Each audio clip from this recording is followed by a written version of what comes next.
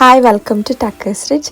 ഇവിടെ ഓസ്ട്രേലിയയിൽ സമ്മർ ആയാൽ നമ്മളുടെ മലയാളി ഫ്രണ്ട്സിൻ്റെ വീട്ടിൽ പോയാൽ കൃഷീൻ്റെ ഒരു ഉത്സവം തന്നെയാണ്. അവരുടെ ബാക്ക് യാർഡിൽ ഇല്ലാത്ത വെജിറ്റബിൾസ് ഇല്ല. പാവയ്ക്ക, വെണ്ടയ്ക്ക, കോവയ്ക്ക, കപ്പ, ചീര, അങ്ങനെ ലിസ്റ്റ് നീണ്ടു നിൽക്കും.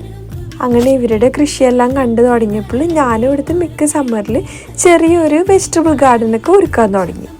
നിങ്ങളിപ്പോൾ ഈ കണ്ടുകൊണ്ടിരിക്കുന്ന എൻ്റെ വീട്ടിലെ അച്ചിങ്ങ കൃഷിയാണ്. ഞങ്ങൾ കൊച്ചിക്കാർ ഇതിനെ അച്ചിങ്ങ എന്നാണ് പറയണത്.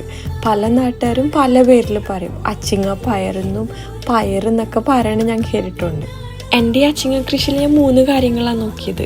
നല്ല ഫെർട്ടിലൈസർ കൊടുത്ത്, നമ്മളുടെ കിച്ചൺ വേസ്റ്റും കൗ മാന്യൂറും നമ്മുടെ ചാണകപ്പൊടി ഇല്ലാത്തതും പിന്നെ ഞങ്ങളുടെ കോഴിക്കൂട്ടിലെ വേസ്റ്റ് എല്ലാം കൂടി മിക്സ് ചെയ്ത് നല്ലൊരു ഫെർട്ടിലൈസർ ഉണ്ടാക്കി.